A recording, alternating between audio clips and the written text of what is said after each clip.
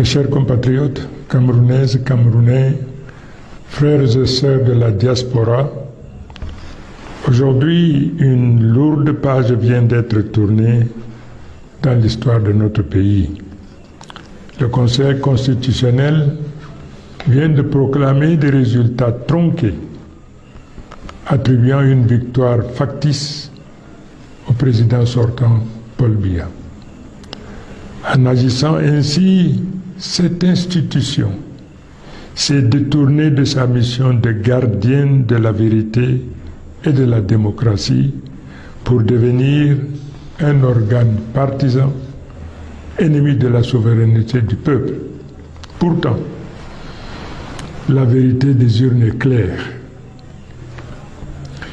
Tous les procès-verbaux compilés et sécurisés par nos représentants à travers le pays démontrent sans ambiguïté que nous avons remporté cette élection avec une majorité écrasante. Cette victoire n'est pas mienne, elle est celle du peuple camerounais.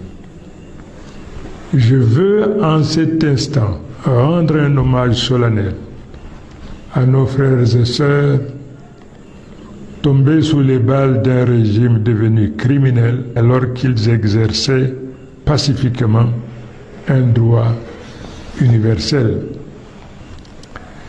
Leur sacrifice ne sera jamais vain. Leur sang nous rappelle que la liberté, la justice, la dignité valent plus que la peur et la répression. Peuple camerounais, vous êtes sortis en nombre, malgré les intimidations, malgré les menaces. Je vous en dis merci. Cette fois-ci, ils ne nous arrêteront pas. Nous avons déjà gagné. Et aucune proclamation falsifiée ne pourra effacer la légitimité qui nous a été donnée par les urnes. Nous demandons sans délai l'arrêt des actes de barbarie, les tueries, les arrestations arbitraires, les intimidations. Mettre un pays à feu et à sang pour s'accrocher au pouvoir n'est pas seulement une faute morale, c'est un crime contre le peuple camerounais, contre l'humanité. Je le dis solennellement, le peuple ne reculera pas. Nous ne céderons ni à la peur, ni aux manœuvres. Nous restons tous mobilisés et continuerons à résister jusqu'à la victoire. Comme chez nos voisins en 2010, la légitimité triomphera de la légalité instrumentalisée. Les Camerounais doivent rester dans la compréhension et dans la conviction que personne ne viendra construire ce changement à leur place. Car, je le répète, il n'y a point de dignité pour celui qui attend tout des autres. Les pères fondateurs l'ont fait. Montrons-nous dignes de l'héritage qu'ils nous ont légué en relevant ce défi, quelle que soit sa complexité et ses difficultés. La communauté internationale doit désormais prendre ses responsabilités. Chacun devra répondre devant l'histoire et devant les juridictions internationales de la place où il sera tenu, du côté du peuple ou du côté de l'oppression. Mes chers compatriotes, le temps est venu.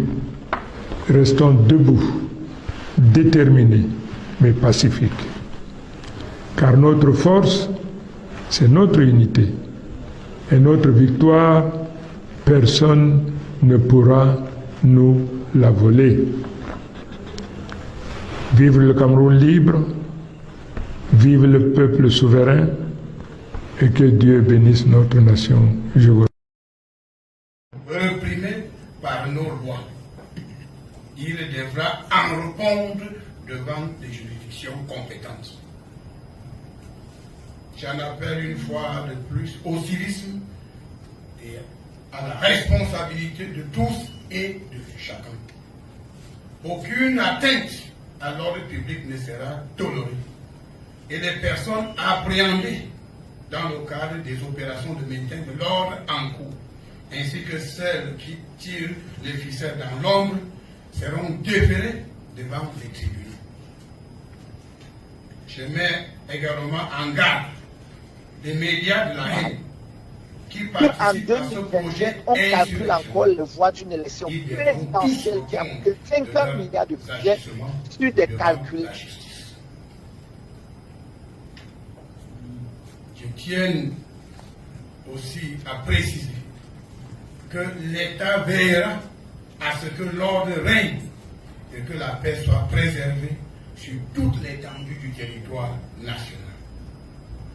Je voudrais à nouveau mettre en garde toutes celles et tous ceux, peu importe l'endroit où ils se trouvent, qui à travers les messages séditieux et irresponsables, audio et vidéo, ont cautionné et cautionnent cette imposture du candidat Issa Chiroma, mauvais perdant, qui débite de grossiers mensonges, faisant croire qu'il aurait gagné le scrutin présidentiel sur la base des faux procès-verbaux fabriqués dans des officines du quartier.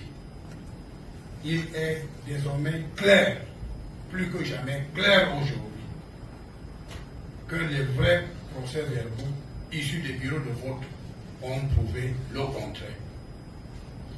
Les services spécialisés rassemblent actuellement tous les messages et vidéos mensongers ainsi que les diverses manipulations véhiculées dans les réseaux sociaux contre l'ordre établi, afin que leurs auteurs soient traduits le moment venu devant les instances judiciaires compétentes, au même titre que le candidat Issa Chiroma et ses affidés, responsables d'un plan insurrectionnel dont le but est de mettre le pays à feu et à sang.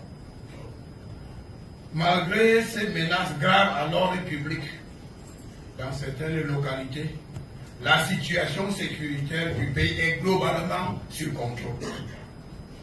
J'invite une fois de plus tous les Camerounais à vaquer normalement à leurs occupations et à être des artisans de paix partout où ils se trouvent. Et je vous remercie de votre attention.